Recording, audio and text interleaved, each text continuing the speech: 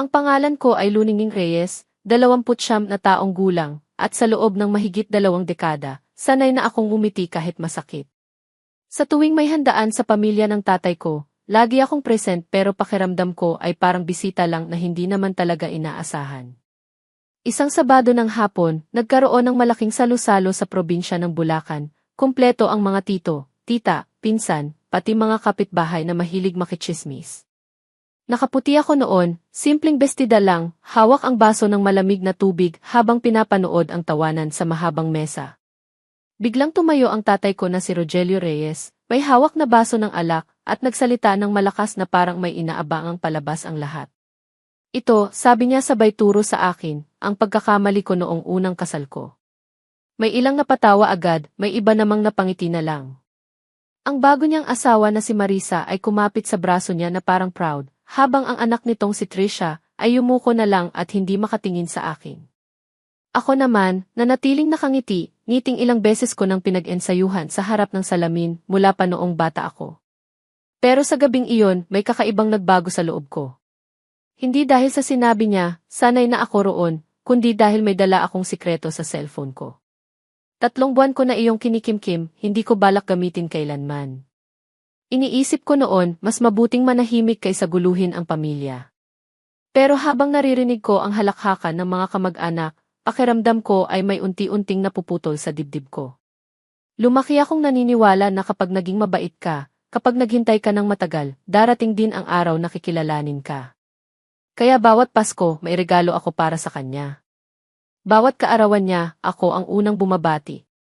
Kahit hindi niya ako puntahan noong graduation ko sa kolehiyo, nagpadala pa rin ako ng litrato ko na nakatuga.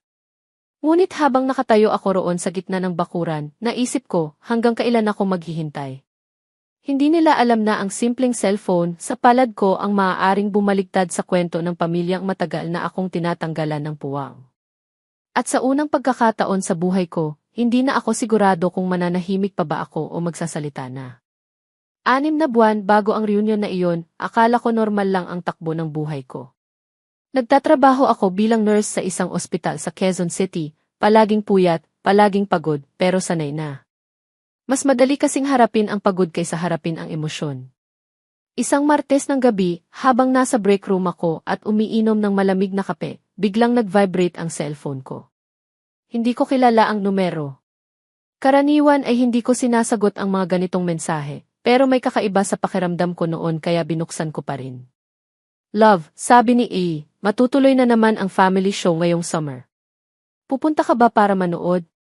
3 beses ko iyong binasa. Family show. Hindi iyon karaniwang salita para ilarawan ang simpleng salu-salo. Parang may halong biro, parang mailihim. Hindi ko kilala ang nagpadala, pero malinaw na hindi para sa akin ang mensahe. Noon ko naalala, iyon ang dati kong numero na ginamit ni Marisa nang magpalit ako ng plan ilang taon na ang nakaraan. Nangangahulugan iyon na may taong nag-aakalang siya ang kausap nila pero ako ang nakakatanggap. Hindi ako nag-reply. Hindi ko rin blinock. Kinuha ko lang ang screenshot at inilagay sa isang folder na walang pangalan. Pinagmasdan ko ang screen ng ilang minuto, parang may gustong sabihin ang mensahe pero ayaw pang umamin. Sinabi ko sa sarili ko na baka kaibigan lang iyon, baka simpleng biro. Ngunit may bahagi sa akin na hindi mapakali. Lumipas ang 2 linggo, nakalimutan ko na sana, hanggang sa may dumating na larawan. Isang restaurant na hindi ko kilala. Nakaupo si Marisa sa mesa, nakangiti ng maluwag, at ang kamay niya ay hawak ng isang lalaking hindi ko pa nakita kailanman. Hindi iyon ang tatay ko. Kitang-kita ang lambing sa pagitan nila, iyong klaseng ngiti na hindi mo ibinibigay kung may iniisip kang iba. Sa ibaba ng larawan, may mensahe, miss na kita agad. Martes ulit ha. Biglang bumigat ang tiyan ko. Hindi dahil mahal ko si Marisa, hindi ko siya minahal kailanman, kundi dahil alam kong may mali. May kwento na itinatago at ako ang aksidenteng nakakita ng unang pahina. Muli kong kinuha ang screenshot. Sa pagkakataong iyon, hindi na iyon basta folder. Pinangalanan ko na. Insurance. Pagkatapos ng larawang iyon, sinubukan kong kalimutan ang lahat. Sinabi ko sa sarili ko na hindi ko responsibilidad ang lihim ng ibang tao. Hindi ko asawa si Marisa, hindi ko rin kaibigan. Pero ang problema sa mga sikreto, kapag minsan mo nang nasilayan, hindi na sila basta nawawala. Parang multong sumasabay sa'yo kahit saan ka magpunta. Sa mga sumunod na linggo, may 3 pang mensaheng dumating mula sa parehong numero. Isang selfie ng lalaking nasa Hotel C, isang voice note na hindi ko pinakinggan, at isang text na may nakasulat lang, "Miss ka na ni Carlo." Ngayon may pangalan na siya. Carlo. Hindi na ito simpleng hinala, may paulit-ulit na ugnayan. At bawat mensahe, parang patak ng tubig na unti-unting nagpapabigat sa bulsa ko, kahit cellphone lang naman iyon. Isang linggo, umuwi ako sa apartment ng nanay ko sa Pasig. Siya si Aling Rosa, tahimik, matyaga, at bihirang magsalita ng masama tungkol sa kahit sino, lalo na tungkol sa tatay ko. Habang naghihiwa siya ng mangga sa kusina, napansin niyang wala ako sa sarili. "Anak, may iniisip ka," sabi niya. Hindi iyon tanong. Kilala niya ako. Hindi ko sinabi ang tungkol sa mga mensahe. Hindi ko pa kaya. Pero may sinabi siya na mas lalong nagpagulo sa isip ko. "Tinawagan ako ng lola mo," wika niya. "May balak daw ang tatay mo na baguhin ang mga papeles sa mana. Lahat ililipat kay Trisha." Hindi ako nasaktan dahil sa pera. Matagal ko nang tinanggap na wala akong aasahan doon. Ang mas masakit ay ang ideya na pati sa papel, buburahin ako. Parang opisyal na patunay na hindi ako bahagi ng kwento nila. Tinitigan ko ang mangga sa plato, dilaw, makintab, at naisip ko kung gaano kadaling gawing maganda ang itsura ng isang bagay kahit may hiwang nakatago. Noong gabing iyon, hindi ako nakatulog. Paulit-ulit sa isip ko ang isang tanong. Kung si Trisha ang piniling anak ng tatay ko, kilala ba niya talaga kung sino ang mga taong pinipili niya? At sa tabi ng kama ko, nakahiga ang cellphone, tahimik, pero puno ng katotohanang ayaw pang magpakilala ng buo. Isang Miyerkules ng gabi, pagod na pagod ako galing duty. Tahimik ang kwarto, tanging ugong lang ng electric fan ang maririnig. Hindi ko balak buksan ang folder na insurance, pero may kakaibang kaba na nagtutulak sa akin. Parang may piraso ng puzzle na ayaw magpatulog sa akin hanggat hindi ko nakikita ang kabuuan. Kaya binuksan ko ulit ang mga screenshot, isa-isa, dahan-dahan, na parang nagbubukas ng sugat na hindi pa magaling. Doon ko nakita ang mensaheng magpapabago ng lahat. Nakatago iyon sa pagitan ng 2 simpleng usapan, halos hindi mapapansin kung hindi ka maghahanap. May reply si Carlo na nakakot ang sinabi ni Marisa. Nakalagay doon, hindi niya alam. Akala ni Isi, anak ko siya. Yon lang ang mahalaga. Napahinto ang paghinga ko. Paulit-ulit kong binasa. Akala ni Isi, anak ko siya. Ibig sabihin may kasinungalingan sa pinakaugat ng pamilyang pilit akong tinatanggalan ng puwang. Hindi ko agad naintindihan ang lahat, pero malinaw na may katotohanang matagal nang itinatago. Hindi lang ito tungkol sa pagtataksil, may mas malalim na kwento na posibleng sumira sa lahat ng pinaniniwalaan ng tatay ko. Naupo ako sa gilid ng kama, nanginginig ang kamay. Hindi dahil sa galit, kundi sa bigat ng nalalaman ko. Naawa ako kay Trisha. Bata pa siya, inosente, at mukhang wala siyang ideya na may bahid ang istoryang ikinukwento tungkol sa kanya. Parang isang batang pinapasuot ng korona na hindi niya alam ay gawa sa salamin. Muli kong sinev ang screenshot. Mas mahigpit na passcode ang inilagay ko. Hindi ko iyon tinuring na sandata, tinuring ko iyong responsibilidad. Hindi ko ginustong malaman pero ako ang nakakita. At sa sandaling iyon, naintindihan ko na may 2 pagpipilian lang ako balang araw, manahimik at hayaang tuluyang mabura o magsalita at hayaang mabasag ang katahimikan. Dumating ang araw ng reunion na parang ordinaryong pista lang sa simula. Maaga akong bumiyahe papuntang Bulacan, 2 oras na biyahe sa bus na puno ng alikabok at ingay ng radyo ng driver. Sa bintana ako nakaupo, pinapanood ang mga palayan at tindahan na nadaanan, iniisip kung bakit pa rin ako pumupunta sa mga ganitong pagtitipon kahit alam kong palagi akong nauuwi sa katahimikan. Pero inimbitahan ako ng lola ko at kapag siya ang nagsabi, hindi ako marunong tumanggi. Pagdating ko sa lumang bahay nila, abala na ang lahat. May mga mesa sa bakuran, may mga ilaw na nakasabit sa puno ng mangga, at may amoy ng inihaw na liempo na sumasalubong sa hangin. Nakaupo sa silyang kawayan ang lola kong si Doña Pilar, payat na ngunit matalim pa rin ang tingin. "Maaga ka," sabi niya, may bahagyang ngiti. Tinulungan ko siyang mag-ayos ng mga plato, tiniklop ang mga napkin, at nagbilang ng kubyertos, 40 lahat. 40 tao.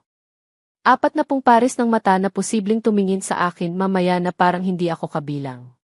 Bandang tanghali nagsimulang dumating ang mga sasakyan. Mga tito-tita na matagal ko nang hindi nakikita, mga pinsan na may bitbit ng sariling anak. May yakapan, may tawanan, may mga tanong na paulit-ulit, kumusta ka na? May asawa ka na ba? Ngumingiti lang ako at sumasagot ng maikli. Sanay na ako sa maliliit na usapan na walang gustong lumalim.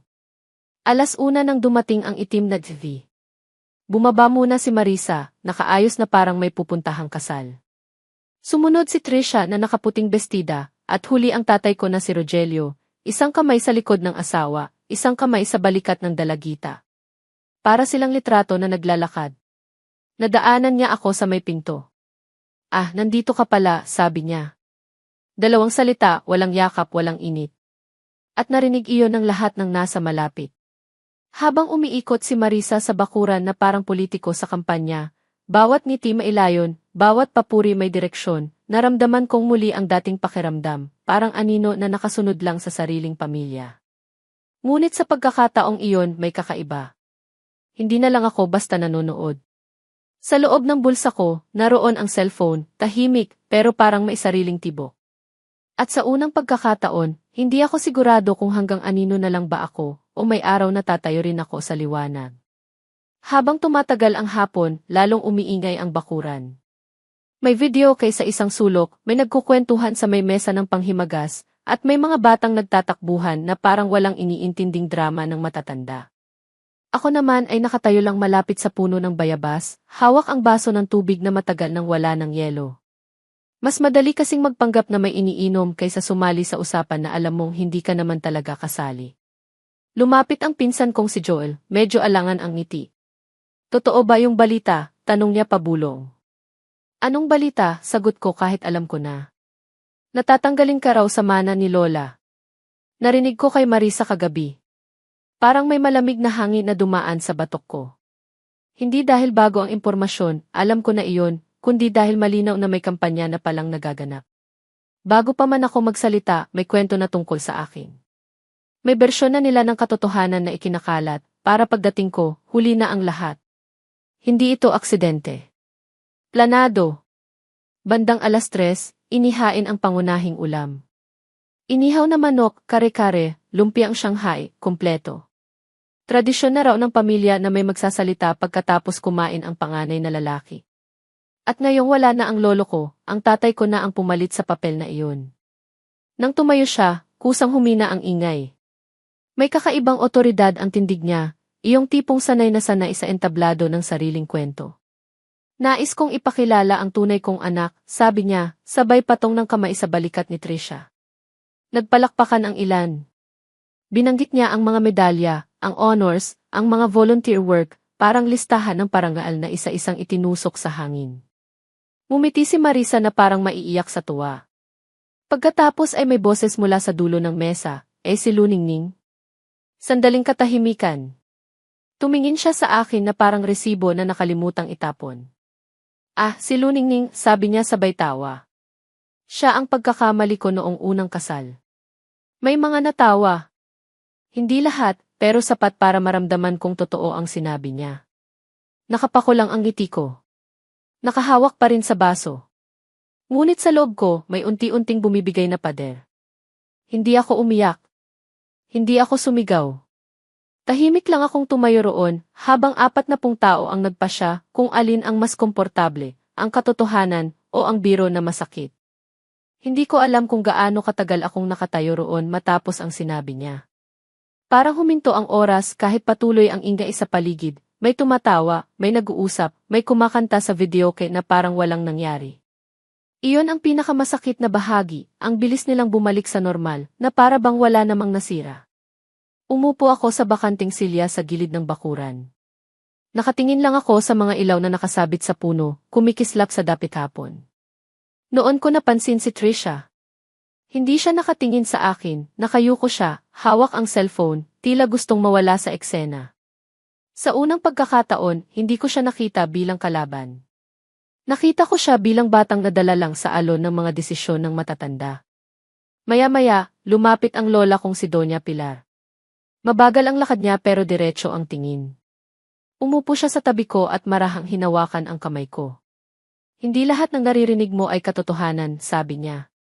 Walang sermon, walang paliwanag, isang pangungusap lang na parang benda sa sugat. Gusto kong sabihin sa kanya ang lahat, ang mga mensahe, ang mga larawan, ang linyang hindi ko makalimutan. Pero hindi ko nagawa. Hindi dahil sa takot, kundi dahil alam kong kapag sinabi ko, wala nang babalik sa dati. At kahit masakit ang dati, iyon pa rin ang nakasanayan ng lahat. Sa kabilang mesa, nakita kong masayang nakikipagkwentuhan si Marisa sa mga tita ko. Bawat kibot niya may kasamang halakhak, bawat ngiti may kasamang bulong. Ramdam kong may kwento na namang umiikot, at ako na naman ang karakter na hindi nakasulat ang panig. Huminga ako ng malalim. Hinawakan ko ang cellphone sa bulsa ko, parang sinisigurong naroon pa rin. Hindi ko iyon inilabas. Hindi pa. Ngunit sa sandaling iyon, malinaw sa akin na hindi na ako basta sugatan lang. May hawak na akong katotohanan, at ang tanong na lang ay kung kailan ko ito hahayaang marinig ng mundo. Pagsapit ng gabi, nagsimula ang bahagi ng programa na pinaka-inaabangan ng mga kamag-anak, ang e-family sharing. Isa-isa silang tumayo para magpasalamat, magbiro o magkwento ng mga alaala. Karaniwan ay nakakatawa lang iyon, pero sa gabing iyon, bawat salitang binibitawan ay parang may nakatagong timbang. Pakiramdam ko ay unti-unting lumiliit ang espasyo ko sa bakuran habang lumalaki ang entablado ng iba. May pinsan akong nagkwento kung paano raw siya tinulungan ni Marisa noong nag-apply siya sa trabaho. May tita namang nagsabi na si Trisha raw ang pinakamabait na apo. Walang masama sa mga iyon, ngunit sa bawat papuri, parang may hindi sinasadyang paghahambing, at ako ang laging wala sa listahan. Hindi ko alam kung sinasadya ba nila o sadyang ganoon na lang talaga ang nakasanayan. Nang tawagin ang pangalan ko, sandaling natahimik ang paligid. Tumayo ako ng mabagal, ramdam ang bigat ng mga mata. Wala akong inihandang talumpati. Hindi ko rin balak magsalita ng mahaba. Salamat sa imbitasyon, sabi ko lang, mahinahon. Masaya akong makita kayong lahat. Iyon lang. Walang patama, walang parinig. Umupo ako agad. Ngunit habang papaupo ako, nahagip ng mata ko si Marisa. Nakangiti siya, iyong ngiting hindi mo mababasa kung papuri ba o panunuya. At sa tabi niya, ang tatay ko ay abalang-abala sa pakikipagkwentuhan na para bang wala akong sinabi. Doon ko naunawaan na kahit anong piliin kong tono, tahimik man o matapang, hindi nila ako maririnig kung ayaw nila. Bumalik ako sa upuan at kinuha ang cellphone ko, hindi para magbukas ng mensahe, kundi para lang humawak ng isang bagay na totoo. Sa screen na madilim, nakita ko ang sarili kong refleksyon, hindi na kasing balisa tulad kanina. May lungkot pa rin, pero may kakaibang linaw na rin. Sa dami ng salitang lumutang sa gabing iyon, wala ni isa ang mailakas na baguhin ang katotohanan. Ngunit sa katahimikan ko, may desisyong unti-unting nabubuo. Hindi ko pa alam kung kailan o paano, pero malinaw na sa akin, maihangganan ang pagiging tahimik. At kapag dumating ang puntong iyon, hindi na ako magsasalita para gumanti, magsasalita ako para tumayo. Pagkatapos ng key family sharing, nagsimula ang mas masayang bahagi ng gabi, ang videoke, sayawan, at walang katapusang kwentuhan. Ngunit para sa akin, tila lumabo ang lahat. Ang mga ilaw ay parang masyadong maliwanag, ang mga boses ay nagiging ugong na lang sa tenga ko. Lumayo ako ng kaunti sa bakuran at pumwesto sa may gilid ng bahay, malapit sa lumang bintanang kahoy na dati kong tinatambayan noong bata pa ako. Doon, habang nakasandal ako sa pader, muling nag-vibrate ang cellphone ko. Hindi ko alam kung bakit biglang bumilis ang tibok ng puso ko, pero nang makita ko ang notification, iyon na naman ang parehong numero. Isang bagong mensahe. Bukas ulit. Hindi na siya naghihinala. Salamat sa acting mo kanina. Hindi ko kailangang hulaan kung sino ang tinutukoy. Hindi ko rin kailangang buksan pa ang ibang mensahe para maintindihan. Ang timing ay parang sampal, habang nagkukunwaring perpekto ang pamilya sa harap ng mga kamag-anak, may ibang palabas na tumatakbo sa likod ng kurtina. Huminga ako ng malalim at tiningnan ang bakuran mula sa bintana. Nandoon ang tatay ko, tumatawa kasama ang mga kapatid niya. Nandoon si Marisa, abala sa pagkuha ng litrato. At nandoon si Trisha, pilit na nakikisabay sa saya kahit halatang pagod na. Sa isang iglap, naisip ko kung gaano kadaling sirain ang sandaling iyon, isang pindot lang, isang screenshot lang, at mag-iiba ang lahat. Ngunit hindi ko ginawa. Hindi dahil sa awa kay Marisa, kundi dahil sa respeto ko sa sarili ko. Ayokong maging taong naghahagis ng apoy sa gitna ng kasiyahan para lang patunayan na tama ako. Ang totoo, mas gusto kong siguraduhin muna kung hanggang saan ang katotohanan bago ko ito ilabas. Isinara ko ang cellphone at ibinalik sa bulsa. Sa sandaling iyon, malinaw sa akin na maihawak akong bagay na maaaring gumiba ng maraming maskara. Pero mas malinaw din na hindi ko kailangang magmadali. Minsan, ang pinakamalakas na hakbang ay hindi ang pagsigaw, kundi ang paghihintay ng tamang sandali. Kinabukasan ng umaga, tahimik ang bahay ni Lola. Wala na ang ingay ng videoke, wala na ang halakhakan. Tanging kaluskos ng mga dahon at mahinang tiktilaok ng manok ang maririnig. Maaga akong nagising kahit kulang sa tulog. Bumangon ako at lumabas sa balkonahe, dala ang cellphone na buong gabi kong hindi halos binitawan. Habang umiinom ako ng kape na tinimpla ni Lola, muling pumasok sa isip ko ang mensaheng natanggap ko kagabi. Salamat sa acting mo kanina. Parang may echo iyon sa utak ko, paulit-ulit, walang pahinga. Hindi na iyon simpleng hinala, malinaw nang may dula na ginaganap sa harap ng lahat. At sa dula na iyon, ako ang karakter na piniling gawing biro. Pagbukas ko ng cellphone, may isa pang mensahe mula sa parehong numero, mas mahaba na ngayon. May binanggit na lugar, oras, at salitang huwag kang mag-alala, hindi siya pupunta. Hindi ko na kailangang hulaan kung sino ang siya. Ang masakit ay ang kumpiyansa sa tono, parang sanay na silang magtago. Sa unang pagkakataon, hindi na lang ako nag-screenshot. Inayos ko ang mga file, nilagyan ng petsa at oras, at inilipat sa cloud storage. Hindi ko iyon ginawa para gumanti. Ginawa ko iyon para protektahan ang sarili ko. Kung sakaling dumating ang araw na ako na naman ang gagawing katatawanan o tatanggalan ng puwang, may katotohanan akong mahahawakan, hindi tsismis, hindi haka-haka. Lumapit si Lola at umupo sa tabi ko. Uwi ka na ba? Tanong niya. Tumango ako. La. May trabaho pa bukas. Tinitigan niya ako ng sandali, parang may gustong itanong pero piniling huwag na.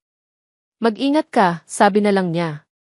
Habang bumabiyahe ako pa uwi, nakatanaw sa bintana ng bus, naisip ko na ang katahimikan ko ay hindi kahinaan. Isa itong paghahanda. Hindi ko kailangan ng entablado para malaman ang halaga ko. At kung darating man ang araw na kailangan kong magsalita, gusto kong handa ako, hindi dahil sa galit, kundi dahil sa katotohanan. Pagbalik ko sa Maynila, binalot ako ng pamilyar na ingay ng syudad, busina, usok, at walang tigil na galaw ng mga tao. Sa ospital, parang walang nagbago. Pareho pa rin ang routine, pasyente, chart, tawag ng doktor, maikling pahinga. Ngunit sa loob ko, may tahimik na pagbabantay na nagsimula. Hindi na ako basta dumadaan sa araw, nagmamasid na ako, nag-iipon ng linaw. Ilang araw ang lumipas nang makatanggap ako ng tawag mula sa numero ni tatay. Bihira iyon. Saglit akong nag-alinlangan bago sagutin. May kailangan ka ba? Iyon agad ang bungad niya, walang kamusta, walang paligoy. Ipinaliwanag niyang may mga papeles daw na kailangang pirmahan tungkol sa ari-arian ng pamilya. Para malinaw na ang lahat, dagdag niya. Alam ko ang ibig sabihin ng malinaw. Madalas, ang linaw na gusto nila ay iyong pabor sa kanila.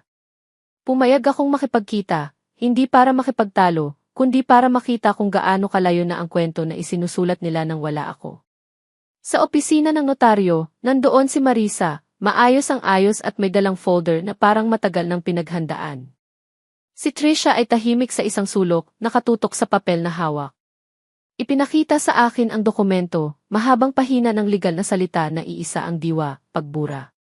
Wala roon ang pangalan ko sa mga pangunahing bahagi. Para akong footnote sa sariling pamilya. Hindi ako pumirma agad. Binasa ko ang bawat linya, mabagal, maingat. Ramdam ko ang tingin ni Marisa, magalang sa labas, nagmamadali sa loob. Routine lang ito, sabi niya. Umiti lang ako. Sanay na ako sa salitang routine na nagtatago ng desisyon na matagal nang ginawa. Sa sandaling iyon, hindi ko inilabas ang cellphone ko. Hindi ko binanggit ang mga mensahe, ang mga larawan, ang mga petsa at oras na maayos kong itinabi. Hindi pa iyon ang sandali. Ngunit habang isinasara ko ang folder, malinaw sa akin na ang katahimikan ko ay hindi na simpleng pagtitiis. Isa na itong pagpili, ang pagpiling huwag pumayag na ako lang ang walang boses sa kwentong matagal ko ng pinaninirahan. Lumipas ang ilang linggo matapos ang pagpupulong sa notaryo, at halos wala akong narinig mula sa kanila. Tahimik, sobrang tahimik, na para bang may hinihintay na tamang tiempo. Ngunit ang katahimikang iyon ay hindi nakapagpahinga sa isip ko. Sa halip, mas lalo akong naging mapagmatsyag. Bawat tunog na notification sa cellphone ko ay may dalang bahagyang kaba, kahit madalas ay trabaho lang o mensahe ng kaibigan. Isang gabi, habang nasa apartment ako at nag-aayos ng mga labada, may pumasok na tawag mula sa hindi kilalang numero. Karaniwan ay hinahayaan ko lang mag-ring, pero may kung anong nagtulak sa akin na sagutin. Mahinang boses ng babae ang narinig ko. Si Trisha. Hindi siya umiiyak, pero ramdam ang bigat sa paraan ng pagsasalita niya. Ate, pwede ba kitang makausap? Maingat ang bawat salita, parang takot na magkamali. Nagkita kami kinabukasan sa isang maliit na cafe sa Ortigas, neutral na lugar, walang kakilala, walang ingay ng pamilya. Nang umupo siya sa tapat ko, ibang Trisha ang nakita ko. Hindi iyong dalagitang laging nasa likod ng ngiti ni Marisa. Mas tahimik siya, mas totoo. May mga bagay akong naririnig, sabi niya, nakatingin sa mesa. At hindi ko alam kung alin ang totoo. Hindi ko agad sinagot. Tinitigan ko lang ang tasa ng kape sa pagitan namin. Sa sandaling iyon, naintindihan ko na hindi siya lumapit para magtanggol o manisi. Lumapit siya para maghanap ng linaw. At sa unang pagkakataon, hindi ako nakaramdam ng kompetisyon, nakaramdam ako ng responsibilidad. Hindi ko pa rin ipinakita ang cellphone ko. Hindi ko pa inilatag ang lahat. Ngunit sinabi ko sa kanya ang isang bagay na matagal ko nang kinikimkim, hindi lahat ng kwento sa loob ng bahay ninyo ay buo.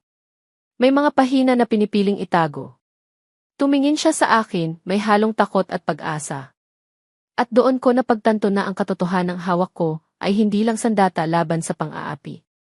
Maaari rin itong maging ilaw para sa isang taong matagal nang pinapaniwala sa bersyon na hindi niya isinulat. Pagkatapos ng pagkikita namin ni Trisha, hindi na ako mapakali. Hindi dahil sa takot, kundi dahil alam kong papalapit na ang sandaling matagal kong iniiwasan. May mga desisyong hindi mo planong gawin, pero kapag dumating ang oras, ikaw mismo ang lalakad papunta roon. Isang hapon ng linggo, nakatanggap ako ng mensahe mula sa group chat ng pamilya. May biglaang pagtitipon daw sa bahay ni Lola, mahalagang usapan.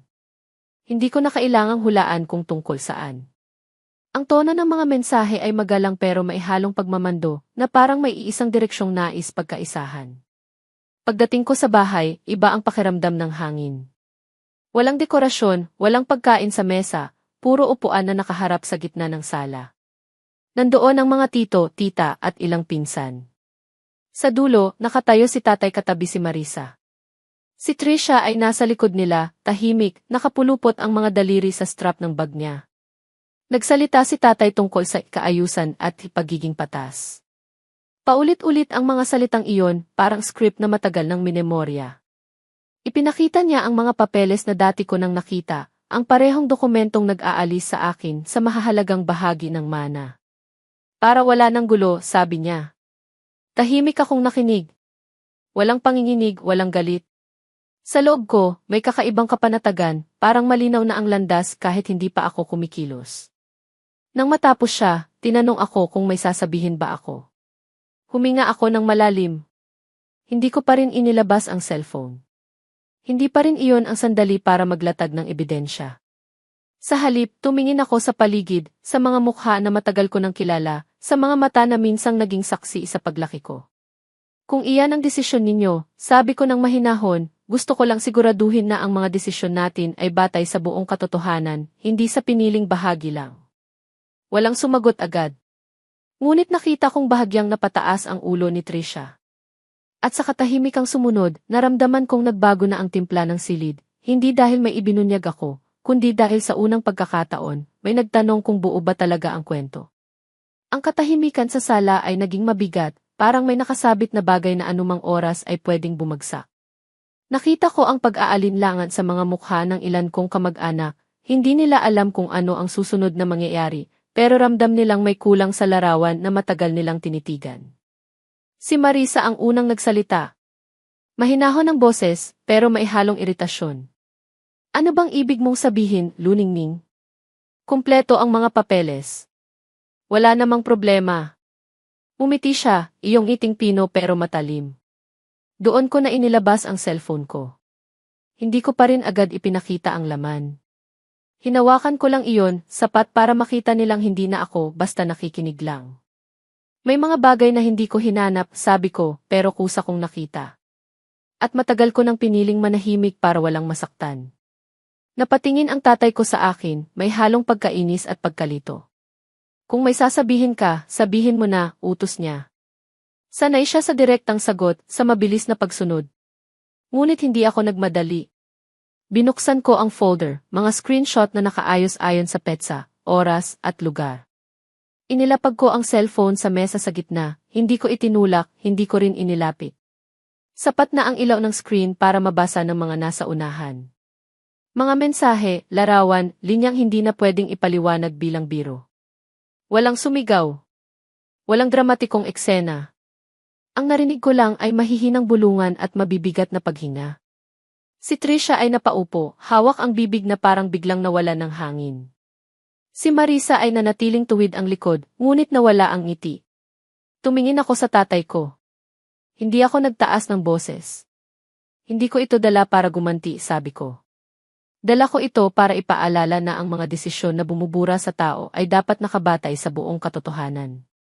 Lahat tayo may karapatang malaman kung ano ang totoo. Sa sandaling iyon, hindi ko na naramdaman ang dating bigat. Hindi dahil nanalo ako, kundi dahil sa wakas, hindi na ako anino sa sarili kong kwento. Nasa liwanag na ako, tahimik pero malinaw. At ang katahimikan ng silid ang naging patunay na minsan, sapat na ang katotohanan para baguhin ang direksyon ng isang pamilya. Matapos ang sandaling iyon, walang agarang resolusyon. Walang palakpakan, walang paghingi ng tawad na dramatiko. Ang nangyari ay mas totoo, mas tahimik. Isa-isang nagsitayuan ang mga kamag-anak, may mga bulungan, may mga matang hindi na makatingin ng diretsyo. Ang sala na kanina ay puno ng kumpiyansa ay napalitan ng mabigat na pag-iingat. Ang tatay ko ay hindi agad nagsalita. Nakatingin lang siya sa mesa kung saan nakahiga ang cellphone ko, na para bang ang liwanag ng screen ay masyadong maliwanag para sa kanya. Si Marisa ay umayos ng upo, pilit na binubuo ang dating tindig, ngunit halatang nabasag ang kontrol na matagal niyang inalagaan. Si Trisha naman ay tahimik na umiiyak, hindi malakas, hindi para magpaawa, kundi iyong iyak na galing sa pagkatuklas na may mga bahagi ng buhay mo na isinulat ng iba. Lumapit sa akin si Lola at marahang hinawakan ang braso ko. Walang sinabi, pero sapat na ang higpit ng hawak niya para maramdaman kong hindi ako nag-iisa. Sa unang pagkakataon sa mahabang panahon, hindi ako nakaramdam ng paghingi ng pahintulot para manatili. Nakatayo lang ako roon, tuwid ang likod, normal ang paghinga, parang simpleng bagay, pero noon ko lang naranasan na hindi ako lumiliit para magkasya. Walang agarang desisyon tungkol sa mga papeles. Walang pinal na hatol tungkol sa mana. Ang tanging nagbago ay ang direksyon ng tingin ng lahat, mula sa iisang bersyon ng kwento, tungo sa mas malawak na larawan. At minsan, iyon na ang simula ng tunay na pagbabago. Paglabas ko ng bahay ng gabing iyon, malamig ang hangin at tahimik ang kalsada. Wala akong pakiramdam ng tagumpay. Wala ring galit. Ang naroon ay kakaibang gaan, parang matagal kong bitbit ang isang mabigat na bag at sa wakas ay naibaba ko rin. Hindi ko sinira ang pamilya ko, ang ginawa ko lang ay tumigil sa pagpayag na ako ang masira. Sa mga sumunod na araw, may mga pag-uusap na kailangang ayusin, may mga sugat na kailangang kilalanin. Hindi iyon matatapos sa isang gabi. Ngunit malinaw na sa akin ang pinakamahalagang bagay, ang halaga ko ay hindi nakadepende sa kung sino ang kumilala o tumanggi. Minsan, ang pinakamalaking paghihiganti ay hindi ang pagganti. Ito ay ang pagtayo ng buo, pagbitaw sa takot, at pagpiling huwag ng mabuhay bilang anino. At sa wakas, natutunan kong ang tunay na mana na hindi nila kayang alisin ay ang boses ko, ang kakayahang magsalita kapag kailangan, at ang tapang na manatiling totoo kahit tahimik ang mundo.